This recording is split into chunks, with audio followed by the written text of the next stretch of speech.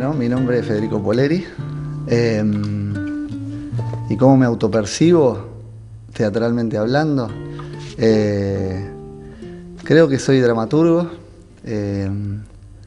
actor, estoy diciendo en orden, ahora un poco director, pero creo que fundamentalmente teatrista, porque algo de nuestra tradición y del modo en que producimos teatro independiente tiene esto de estar un poco todos en todo, así que me identifico con teatrista. Hola Fede, ¿cómo estás? Bien, muy bien. Gracias por acceder a la charla. Bueno. Y ese orden que vos mencionabas, en realidad no es el orden con el cual vos te fuiste acercando al teatro. Así es. Contame. En realidad no, empiezo por la actuación. Empecé en un taller de juegos teatrales que hacía Cecilia Martín. Me enteré, yo estudiaba en la universidad, estudiaba la carrera de letras, y un compañero del centro de estudiantes me dice: estoy haciendo un taller de teatro con una chica que está dando, se llama Cecilia Martín. Bueno, me interesa, me voy. Y era un plan de ir los lunes a la noche, pero medio muy desvinculado de todas mis otras actividades. Era como esa cosa del recreo. Del recreo, tal cual, de hobby, ¿no? De ir todos los lunes era para mí un espacio hermoso de juego y de descomprimir, de relajarme, medio terapéutico incluso. Estuve haciendo 3 años ese taller y en un momento Cecilia ya me empezó a decir: che, pero esto tenés que continuarlo de una manera un poco más sistemática. Me propuso 2 cosas. Una es que estudie clown con Guille Yanícola, que empezaba a dar sus primeros talleres en la EA. Que estaba ya con el grupo que después hizo los Clown Kiski, y con la camada nuestra, que sería como la segunda, hizo Muñiz u otras estaciones, así que estuve como experimentando ahí en la técnica de clown unos años, y en paralelo los teatrantes, o Ceci a través de los teatrantes, me proponen dirigirme con Blanca Caracha en mi primera obra, que fue El Tazador, en el marco del ciclo Teatro por la Identidad. ¿Estamos hablando del año? Año 98. Bien. 98, 99, 2000, sí. Por ahí. Pero bueno, digamos que ese fue el inicio. Empecé a tomármelo más en serio a partir de esta propuesta de Ceci de meterle por acá. Y a partir de ahí, medio que no paro. Lo que ocurrió, por ahí que sí fue significativo en relación a lo que llega después, es que para mí siempre estuvo como muy separado. En ese momento yo era, bueno, de hecho un compañero del centro de estudiantes, el que me avisa, era un activista, un militante universitario en ese momento. En realidad, en general, tenía mucha actividad en la militancia social y política. Entonces, y lo artístico, lo teatral, era algo que yo hacía como en paralelo, porque me gustaba, me daba mucho placer, había algo ahí que me atraía mucho, pero que no estaban cruzados. Hasta que ocurre un acontecimiento que fue para mí una bisagra y que me marca completamente, que es la toma del Centro Cultural América Libre en el año 2006, en la que participo muy activamente desde el comienzo. Y ahí por primera vez actividad, militancia, activismo y arte y teatro se funden. ¿En qué sentido se funden en ese acontecimiento? Se funden porque la iniciativa era una toma de un edificio público, abandonado, pero estatal, que implicaba un conflicto político. Ya sabíamos desde el vamos que eso iba a implicar un conflicto político. A la vez un acontecimiento social, porque nosotros nos proponíamos abrirnos a un barrio y a una ciudad y ofrecer algo que no existía, que era un centro cultural autónomo, de características que mantenían una tensión producto de que era un espacio tomado, recuperado, y que era un centro cultural, era un lugar donde planeábamos generar proyectos e iniciativas artísticas permanentes, como lo hicimos. Entonces todo estaba como muy cruzado, toda mi actividad y mi líbido político-artística empezó a estar ahí. Y no casualmente, un año después de eso, nos encontramos con un grupo que te incluye, y empezamos a hablar de fundar un grupo de teatro o empezar a hacer un espectáculo. Escribo por primera vez, bueno, por ahí hay una obra que es La Rosa de Cobre, el secuestro de Roberto Art, que nos va a dar el nombre, y se funda el grupo La Rosa de Cobre, o fundamos el grupo La Rosa de Cobre, que me parece a mí que tiene toda la impronta de ese momento de fusión. Sé que es bisagra en muchos sentidos, porque también a partir de ahí podemos considerar que empieza tu etapa de dramaturgo. Exactamente. De hecho, yo no había escrito nunca Yo venía de estas experiencias que te digo de actuación, en el medio, bueno, otras formaciones y otras experiencias de obras y demás, pero la primera vez que yo escribo una obra de teatro es porque el grupo empieza a decir, bueno, vamos a trabajar, vamos a hacer algo, que empezamos a buscar materiales, no encontrábamos, te acordarás de esa época, buscábamos por Discépolo, me acuerdo, después apareció Art sobre la mesa, y a partir de relecturas de Los Siete Locos y demás, en un parate que tuvimos, yo ahora no me acuerdo por qué te acordás, pero no me acuerdo bien por qué, tuvimos un parate y yo empecé a pensar y apareció esta idea de secuestrarlo a Art, de pensar en lugar de la adaptación de Los Siete Locos, esta idea de que sea ese secuestro el que lo motivó a escribir Los Siete Locos, y a partir de esa hipótesis de escritura dije, tengo algo para escribir, si me esperan unos meses, por ahí aparezco con algo. Y ahí entonces nace La Rosa de Cobre y de alguna manera también yo como dramaturgo nazco en esa experiencia. Y la formación más específica en dramaturgia viene después. Claro, en paralelo, cuando yo empiezo a escribir La Rosa de Cobre, justo viene Mauricio Cartún, lo traen creo que al Auditorium, fue en el Auditorium, me acuerdo que dio 2 clases magistrales, o un seminario largo de 6 horas, o sea, eran largos, encuentros muy largos, muy interesantes, que a mí me ayudaron mucho y orientaron bastante ese proceso de escritura, si bien no hubo dinámica de taller, pero hubo elementos que a mí me sirvieron un montón, y después, bueno, como también nos formamos los teatristas, de manera muy autodidacta, buscando insumos por todos lados. Y además, que para mí la formación nunca fue muy específica, nunca me formé muy específicamente, ni en la actuación, ni en dramaturgia, ni ahora en dirección, porque he vivido, como yo siento, muchas vidas, entonces bebo mucho de otras disciplinas. Yo soy periodista, me formé como periodista, por ejemplo, y eso es algo que alimenta mucho mi trabajo en lo artístico, y además la militancia política y la formación en el plano también del activismo social y político. Digamos que hay otros elementos que fueron también parte de mi formación, y no específicamente de hacer talleres. Y la tercera etapa se inicia con la dirección. Y la tercera etapa se inicia con la dirección a partir de Ensayos sobre el Miedo, que es, nosotros en el grupo teníamos una dinámica en la que yo escribía todas las obras, pero nos rotábamos en la dirección, y llegó en un momento, la cuarta obra, en la que yo sentía mientras la escribía que la iba a querer dirigir, y cuando terminé el texto les propuse al grupo, un grupo que vos conocés muy bien, que debatimos absolutamente todo, que me interesaba dirigirla, y el grupo, bueno, accedió con entusiasmo, y eso me ayudó mucho. Es un grupo que además facilita mucho la tarea por la experiencia, por los talentos, digamos, que hay en el grupo, y la formación y la experiencia tan diversa y tan profunda, ayudaron mucho a que me anime también a poder dirigir, y esa fue la primera experiencia de dirección, Ensayos sobre el Miedo. Y después, por fuera del grupo, hice una dirección también, que es un ensayo sobre la masculinidad, que ahí también profundiza en otra línea que empezó a abrirse ahora, y que es sobre lo que estoy investigando y empezando a trabajar, que es una propuesta más, si querés, postdramática, o bueno, en este caso el teatro documental, que no tenía que ver con las poéticas y el lenguaje que venía trabajando, y que me resultó muy potente y muy interesante también para investigar. ¿Cómo son tus procesos creativos respecto a la dramaturgia? ¿Podés ya a esta altura definir cierta metodología, ciertas constantes a través de tu carrera? Sí, algunas cosas sí, otras son, cada proyecto me parece que te va como planteando modos propios, ¿no? Esta idea de la autopoiesis que te va como exigiendo el propio proyecto, un procedimiento también nuevo en algunos casos, y eso lo descubrí sobre todo con Éxodo.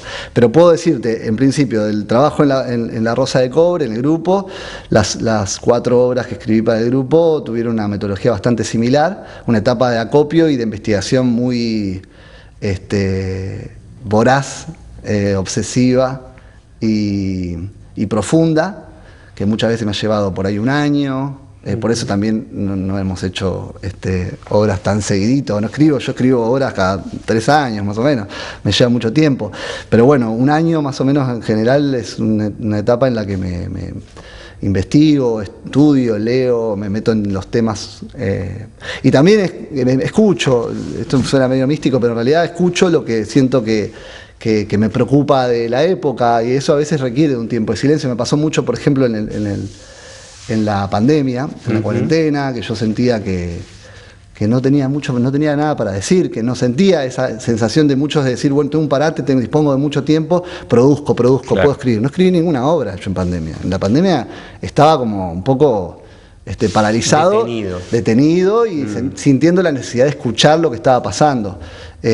Todavía estoy un poco así, pero ahora ya se empezaron a activar cosas y siento que esa escucha me sirvió mucho para lo que estoy pensando, por ejemplo, ahora. Entonces hay un tiempo que le dedico a eso. Después de esa etapa, que te digo que me lleva mucha energía, que yo disfruto muchísimo, porque leo todo lo que encuentro sobre el tema que sea, en el caso del ensayo sobre el miedo, todo lo que haya sobre los miedos escritos, trato de leerlo, y después cosas medias random y azarosas que se van cruzando, y que es esa etapa en la que todo te parece que se relaciona, ¿no? con lo que estás trabajando, a veces forzadamente, pero se relaciona y es maravilloso, y de eso surgen imágenes, y de eso surgen algunas cuestiones conceptuales también que van haciendo que todo se vaya armando, y ese monstruo muy disperso de cantidad de páginas y páginas y páginas de acopio se empieza a ordenar cuando aparece como un patrón conceptual que siento que ordena el proyecto, que decía, de esto viene la cosa.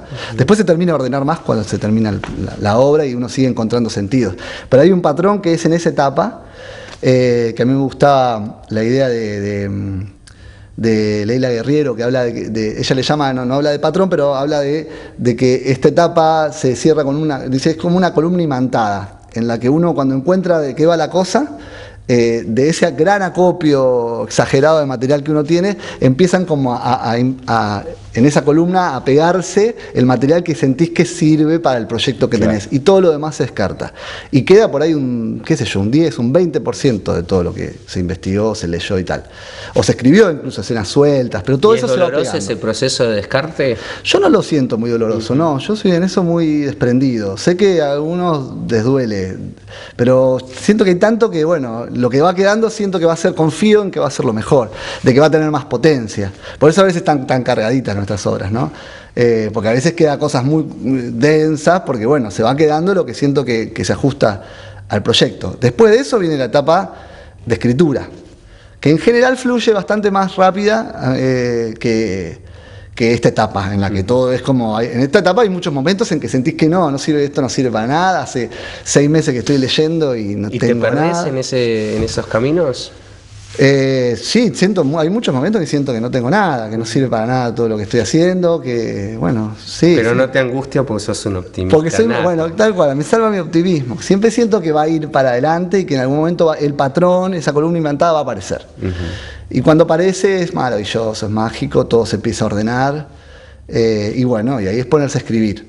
Y una vez que se pone a escribir, bueno, ahí empieza a verse el oficio, y bueno, con el tiempo, ¿no? Herramientas que por ahí no tenía cuando escribí La Rosa de Cobre, sí las tuve cuando tenía ensayos sobre el miedo, y me costó menos resolver algunas cuestiones, pero también tuve etapas de estar trabado y no terminar de resolver, ¿no? ¿Y seguís retocando el texto después durante el proceso de ensayos o ya se va congelando? En el proceso de ensayo sí, generalmente se retoca a partir de lo que aparece en los ensayos, a partir de lo que proponen actores, actrices, de lo que pide también el trabajo de la dirección. En caso de que cuando yo me puse a dirigir, era esa cosa de como de cambiar el chip y respetar el rol nuevo y respetar menos al dramaturgo, a la escritura o al texto, y dejarlo un poco más y pensar más en función de lo que estamos poniendo en escena.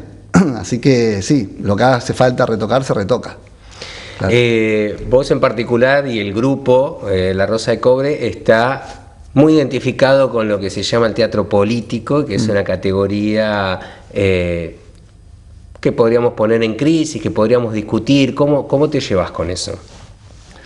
Me llevo bien. Yo tengo, a mí siempre, en esa época que yo te cuento que yo empecé a vincularme al teatro, había algo de lo político que era, digamos, más mi actividad que la teatral. Entonces yo, digamos, rápidamente conecté con el teatro político y me interesaba mucho ver teatro político.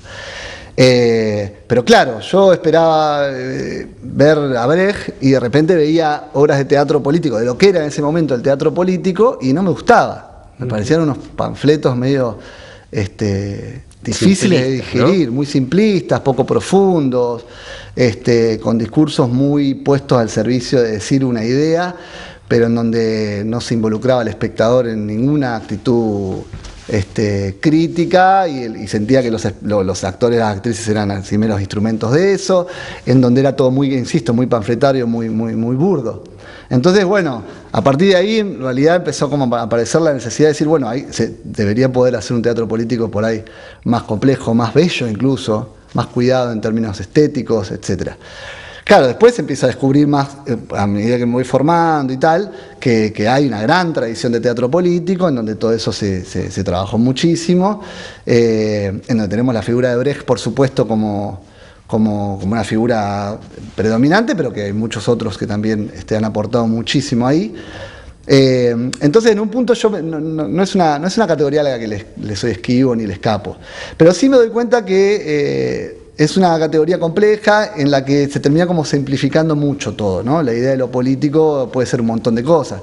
Y además que siento que muchas veces quedamos fijados a modos de pensar lo político de otros momentos históricos. No es lo mismo pensar qué era el teatro político en la época de Meyerhold o de Brecht o de Cantor que pensar en lo que es el teatro político ahora, por ejemplo. Sí, ni siquiera en los 70 de nuestra Argentina. O en los 70 de nuestra Argentina, exactamente.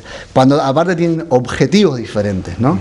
Pero en principio, bueno, uno me parece que el desafío muchas veces es como ir complejizando también la manera de pensar lo político y también empezar a ver cómo dialoga con nuestra época lo que hacemos. Digo, por en principio decir, bueno, ¿cuál fue en términos de procedimiento lo que propuso el teatro político de Brecht, por ejemplo, ¿no? Yo siento que hay mucho dentro del movimiento y del abanico del teatro que se produce, por ejemplo, en nuestra ciudad o en Argentina, en donde lo político pasa por lo temático. Pero después aparecen, digamos, posiciones en donde uno puede incorporar la categoría de teatro político, aunque incluso el propio grupo o el propio proyecto no se identifique como tal, pero uno puede identificar que hay una idea de un compromiso político de la forma, si querés, ¿no? O la idea de qué forma y contenido en términos de producción teatral están al servicio de desarrollar una idea, por ejemplo. Y después podríamos extenderlo también a procedimientos de construcción escénica, a modos de organización grupales, al espacio de representación y en cada una de esas decisiones que se van tomando también hay una fuerte carga política. Total. O puede haberla de manera más consciente o menos consciente. Sí, exactamente. Y de hecho uno piensa, qué sé yo, nosotros tenemos grupos en Mar del Plata que históricamente han trabajado en lo político, en lo temático, el grupo de teatro de la universidad, por ejemplo, qué sé yo, el Séptimo Fuego, el Galpón de las Artes, grupos que uno puede identificar con un teatro que incorpora lo político en términos temáticos. Pero después, si vos empezás a pensar en otras experiencias que se están haciendo ahora, pienso, por ejemplo, el grupo de Musa Híbrida, de Martín Pereira y Leonela Laborde, por ejemplo, que trabajan a partir de, sobre todo digo, de la intención o de la tensión en la que buscan poner al espectador. Ahí hay un procedimiento que es profundamente político. Pienso en Les Débiles, por ejemplo, para ponerlo en un ejemplo incluso que se aleja de tematizar lo político, de pensar lo político desde el tema, pero sí encontrás un procedimiento, un modo de producción en donde están poniendo en discusión, por ejemplo, corriendo el texto del centro, donde el centro, el textocentrismo, digamos, queda completamente desplazado, y en donde incluso se pone en discusión el rol de la dirección, que me parece que es uno de los temas que hoy, sobre el que hoy habría que trabajar mucho en relación a politizar la forma en la que se produce o producimos teatro. Y por ejemplo, Les Débiles está haciéndolo hace mucho, en donde está muy horizontalizada la forma de producción, tanto la creación dramatúrgica de los espectáculos que hacen, como los modos en que se ejerce el rol de la dirección. Claro. Es un modo mucho menos autoritario, jerarquizado y vertical que el que se ejercía y que todavía se ejerce en muchas experiencias. Hace un tiempo en un festival de Buenos Aires escuché a las chicas de Piel de Lava, de la obra Petróleo, que ellas decían algo en un panel sobre teatro y género. Decían que encontraban en el procedimiento horizontal de creación que ellas tienen, ellas también crean de esa manera, decían que la horizontalidad, la frase fue: la horizontalidad es feminista. Como que ellos se encontraban profundamente feminista a la horizontalidad. Y yo me quedé pensando en el momento, y yo decía, pero hay otras experiencias de horizontalidad que quizás no se identificaban con el feminismo, pero me quedó dando vuelta mucho esa idea. Y hace poco leí a Silvio Lang, que decía algo que me terminó de cerrar el concepto, porque él decía que él encuentra que en la forma de la dirección es el lugar en el que se mantiene agazapado el patriarcado dentro de los modos de producir teatro, por ejemplo. Entonces, ahí me terminó de cerrar esta idea de por qué Piel de Lava decía hay algo de una posición antipatriarcal en ejercer un modo horizontal de creación. Eso me resulta muy interesante, siento que es una de las grandes batallas en términos o de los grandes desafíos, quiero decir, que tenemos en términos de procedimientos de creación, y que a mí me interpela muchísimo, por ejemplo, ¿no? Por los modos en que hemos producido en nuestro grupo, por ejemplo, y bueno, y por los modos en que el rol de la dirección ha sido, lo he ido encarnando. Y en esos procedimientos muchas veces se reproducen mecanismos que supuestamente desde el contenido de la obra se están atacando o confrontando. Claro, y ahí encontramos miles de contradicciones. Sí, me parece que ahí hay mucho para laburar, pero además porque estamos formados por esa tradición también de modo de dirigir, ¿no? Hay algo para problematizar muchísimo y que es bien de esta época. Quiero decir con esto, que cuando hablamos de lo que vino a revolucionar, por ejemplo, Brecht o Boal en los 70, o no sé, los que vinieron a hacer teatro político, en cada momento se encontró también una batalla, algún desafío, exacto, digamos, para construir, para hacer un teatro político, en principio, que dialogue y discuta con lo que estaba pasando socialmente, pero además que también en términos metateatrales o en términos de modos de producción al interior de los grupos, también plantea una discusión en relación al lugar del texto, en relación al lugar de la dirección, en relación al rol de los actores y actrices. Entonces, quiero decir, en cada época va encontrando también sus desafíos. Yo pienso que en la nuestra tenemos muchos. Uno, por ejemplo, es ese, por poner un ejemplo. Otro es el lugar de la expectación. Por eso ponía el otro ejemplo antes. Quiero decir, hay mucho para mí ahí que trabajar, y esos creo yo que son los desafíos de quienes nos sentimos cerca o en los bordes de lo que podríamos denominar como teatro político. Sentirse interpelado por el momento histórico que estás viviendo y que eso de algún modo trasvasa el acontecimiento que te propone generar, digamos. Exacto. Sí, porque incluso creo que en el desafío de modificar o de dejarnos interpelar por la necesidad de repensar esos modos y esos roles, van a traducirse también en nuevos tipos de espectáculos. Incluso va a cambiar los temas sobre los que estemos hablando, ¿no? Pero ya el hecho de modificar los procedimientos, insisto, es asumir un compromiso político de la forma. Y eso es hacer teatro político, en un punto. Y actualmente, ¿qué viene rondando en tu cabeza? ¿Cómo se actualizan esas preocupaciones tuyas? Bueno, en parte me parece que tienen que ver con revisar cierto el lenguaje o la poética, digamos, sobre la que hemos venido trabajando, sobre la que yo he venido escribiendo, que me interesa mucho ponerlo en cuestión, y en realidad yo siento que la pandemia fue una bisagra, porque me parece que lo cambió todo. Aunque ahora parezca que todo volvió a la normalidad, me parece que la pandemia cambió todo. Como que no podemos hacer, creo que nada podemos hacer como lo veníamos haciendo antes de la pandemia. Esa fue una de las primeras cosas que a mí me pareció, decir, bueno, ¿ahora de qué manera? Porque no es que no pasó nada acá. Por más que ahora parezca que volvemos a lo mismo de siempre, me parece que hay mucho ahí para revisar. Entonces, en principio hay cuestiones en términos, digamos, teatrales, que empiezo a pensar muchas cuestiones vinculadas a lo temático. Mucho de esto que estamos hablando es algo que sobre lo que yo estoy pensando, estoy leyendo, estoy investigando. Ahora estoy interesado en problematizar el siglo XX, el pasaje de la modernidad a la posmodernidad, esa línea, digamos, que está tan que se va corriendo, que vamos tratando de inventar categorías que nos permiten explicar eso. Porque para mí se me actualiza esta frase de Gramsci de que lo viejo no termina de morir y lo nuevo no termina de nacer, y que Gramsci la completaba diciendo, y en ese claroscuro surgen los monstruos. Entonces hay mucho de eso, digamos, en esa frase para mí, por ejemplo, sobre lo que me interesa pensar en términos temáticos, si querés. Después, en términos de procedimientos, me interesa mucho problematizar el rol de la dirección, el rol de la autoría, Me parece que tengo ganas de revisar todo eso. En un punto estoy medio patas para arriba porque no sé bien cómo se hace. Porque tengo un modo de hacerlo en el que me sentía cómodo y que ya justo cuando encima, viste, cuando la cosa parece que empieza a andar, decís, no, ahora me voy a poner a revisarlo, y más vale, le sigo dando. Y no, y bueno, sí, siento que sí que tengo cosas. ¿Y qué monstruos están surgiendo?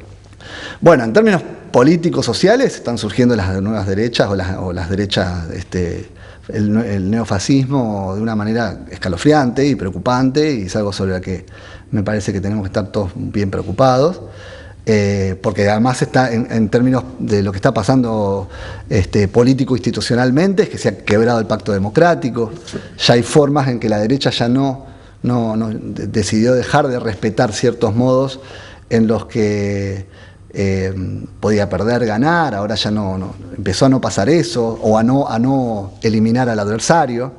Digamos que hasta del fin de las dictaduras hasta esta parte se venía con ese pacto democrático. Sí, ya los actos eleccionarios no son suficientes. Exacto, como para ¿no? Porque te puedo, te pido un golpe, como pasó ahora en Brasil, como pasó con Trump también en Estados Unidos, o te intento asesinar a los candidatos, a las líderes populares, como pasó con Cristina hace poco tiempo. Entonces ahí hay algo, me parece que está pasando y que claramente son esos monstruos que surgen, esos claroscuros. De hecho, Gramsci lo dijo escribiendo en las cárceles del fascismo.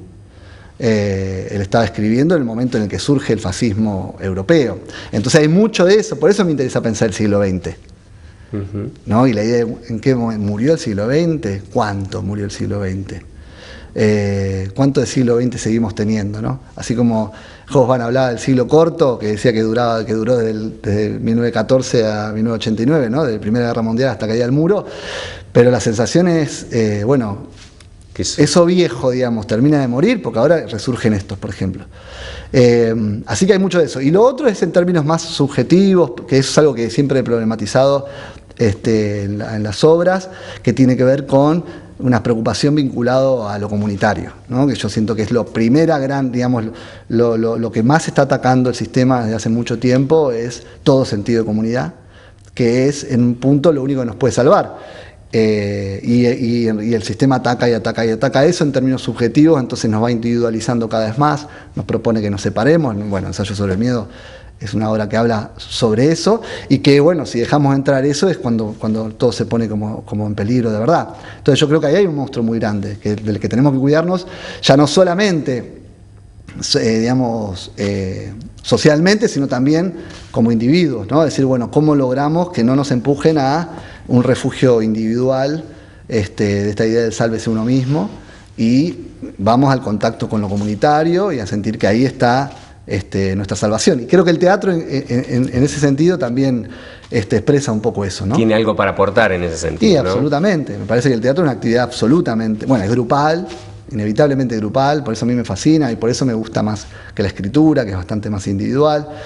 O por eso me gusta la escritura teatral, porque deviene siempre en un proyecto colectivo, grupal, cosa que la literatura por ahí narrativa no te ofrece, y a mí me gusta mucho eso. Y después, bueno, sí, tiene todo lo que se forman pequeñas comunidades y grandes comunidades, porque la comunidad teatral, por ejemplo, que tenemos en Mar del Plata, y lo vimos en la pandemia, es una red también, ¿no? Es un tejido que muchas veces nos abraza, nos contiene, nos permite seguir adelante, seguir viviendo, seguir probando, seguir jugando, seguir equivocándonos. Son esas redes, el grupo teatral te contiene en ese sentido, es un lugar para ir a errar, para ir a equivocarnos. ¿Dónde se hace eso? ¿Cómo te vinculás con la comunidad teatral marplatense?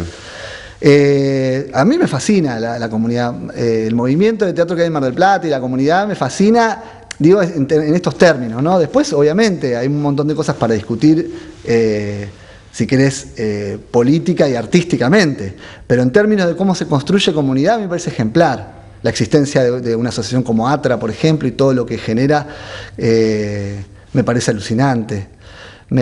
Insisto, en la pandemia fue lo que articuló alrededor de la idea incluso de la salida es colectiva, la consigna de la salida es colectiva, me parece tan importante en este tiempo por esto que hablábamos, entonces me parece importantísimo. Y después que siempre, hay algo en lo teatral, un músico con el que trabajé para Ensayo sobre el Miedo, de hecho, me decía, ustedes lo que tienen es que tienen un sentido muy solidario y se ven que cuando termina una obra recomiendan que vayan a ver otras obras de teatro independiente, que eso no pasa en la música, nadie termina un recital y dice vayan a ver otros músicos, o no se van a ver tanto entre ellos, nosotros somos de ir a vernos entre nosotros, acompañarnos. ¿Ves teatro? Veo teatro, sí, me encanta, me gusta mucho ir a ver teatro, me gusta mucho ver lo que se está haciendo, lo que hacen mis compañeros, mis compañeras de actividad. Me saludo mucho cuando hay estrenos, y acá en Mar del Plata afortunadamente hay estrenos permanentemente. Así que sí, veo todo lo que puedo, todo, me gusta, no me importa. Y además disfruto mucho del ritual, ¿no? Me pasa con otras artes, la verdad que consumo mucho cine, incluso te diría que hasta más que teatro, música. Pero bueno, el ritual a mí de ir a una sala, hacer la fila, sacar la entrada, de sentarme, que se apaguen las luces, que empiece un espectáculo, a mí me parece un ritual fascinante, lo disfruto totalmente. Entonces, hasta cuando veo una obra que no me gusta tanto, a veces me indigno. Pero digamos, cuando no llego al nivel de la indignación, aunque no me guste, disfruto mucho del ritual, la verdad. Disfruto mucho. Te iba a preguntar cómo caracterizarías ese teatro que ves, que frecuentás, el que elegís y el que vas por compromiso, por sentido de comunidad nada más. Sí. Bueno, está todo eso. Yo creo mucho en el concepto de la categoría, yo se la escuché a Dubati, supongo que es de él, pero no estoy seguro, por eso lo aclaro, pero digo, de esta idea del canon estallado, ¿no? Del canon imposible, de la idea de que hay una multiplicidad de poéticas y de modos y de procedimientos y de temas y de estéticas y de lenguajes inabarcable, que en algún momento hubo canon posible, ¿no? Y había 3 o 4 o 5 referencias y todo lo demás estaba por debajo de esas referencias, creando en línea con esas referencias. Hoy eso está estallado. Hoy tenemos una multiplicidad que ya nos cuesta, incluso siempre hay referencias, pero nos cuesta incluso atajarlas, saber por dónde viene. Eso es fascinante, pero también tiene como contracara que hay de todo. Y hay cosas que me gustan mucho y hay cosas que no me gustan nada. Hay teatro que se hace con mucho compromiso, rigurosidad, profesionalismo, aún en las lógicas del teatro y de los modos de producción del teatro independiente, digo en términos de que no es comercial y no tiene los presupuestos que tiene otro tipo de teatro o de proyectos artísticos, pero que se hace con mucho profesionalismo, insisto, rigurosidad, seriedad, trabajo duro. Y hay otros teatros que por ahí no tienen eso y no se lo exigen, y bueno, hay un hacer que por ahí no tiene tanto con eso, y eso no me convoca tanto, no me contiene tanto, no me gusta tanto. Y bueno, y hay muchos... en este crecimiento, en esta complejidad que ha adquirido el campo teatral marplatense, ¿no crees que también ha aparecido cierta banalización del hacer teatro? Sí, yo creo igual que debe haber existido siempre, ¿no? Es probable que también con la expansión y con el crecimiento cuantitativo se vea más.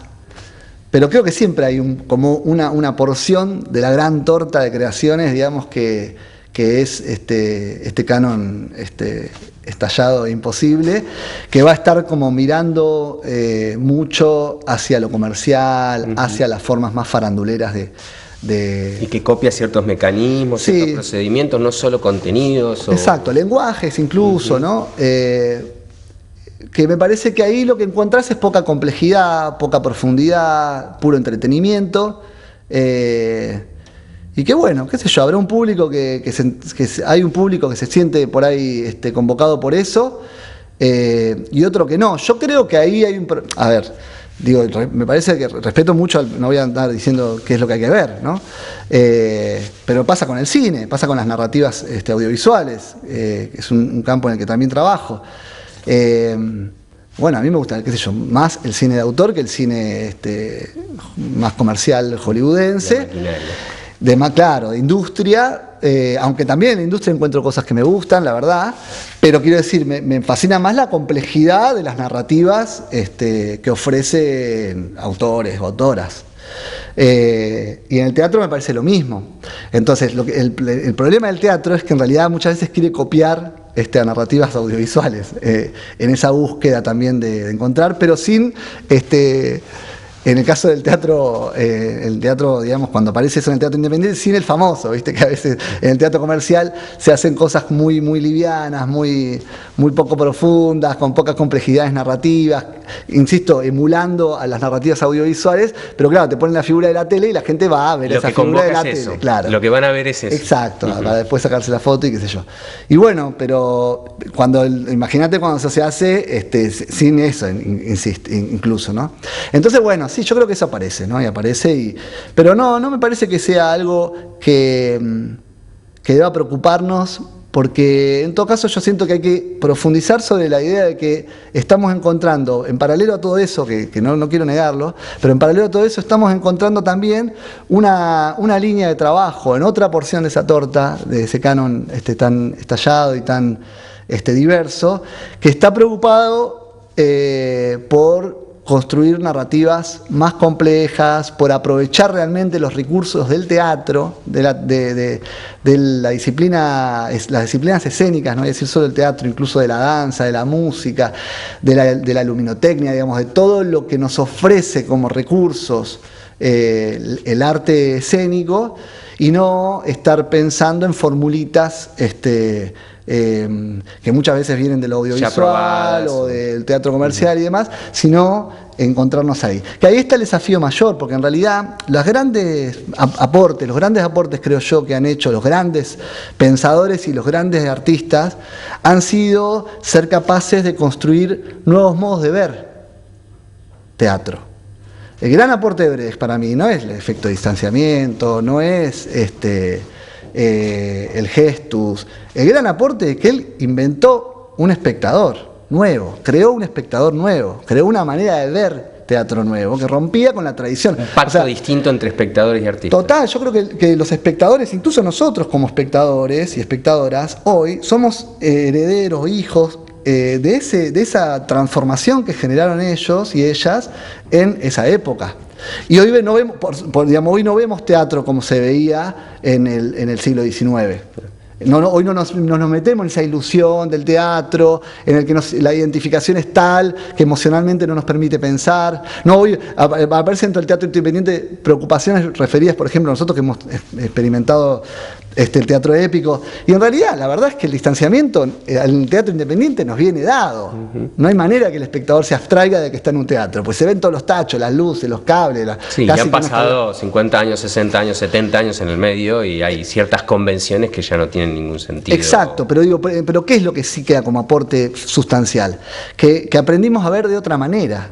Entonces me parece que el grande aporte que podemos hacer también es ir construyendo nuevas maneras de ver. Y eso, ¿cómo se hace? Y bueno, con asumir el compromiso político de la forma, con transformar los procedimientos, los modos de hacer teatro, los modos de crear en términos estéticos, políticos, ideológicos, y que eso vaya haciendo que haya un espectador que no se conforme con ir a ver al famoso o ver algo que podría ver en lo comercial o algo que ve en la tele, sino que vea formas nuevas y se sorprenda de repente, ¿no? Y tenemos que terminar. Porque es así. Y se me ocurre para cierre en esta línea histórica que venís un poquito desarrollando y apelando a tu síntesis, ¿cómo ves el teatro en el futuro?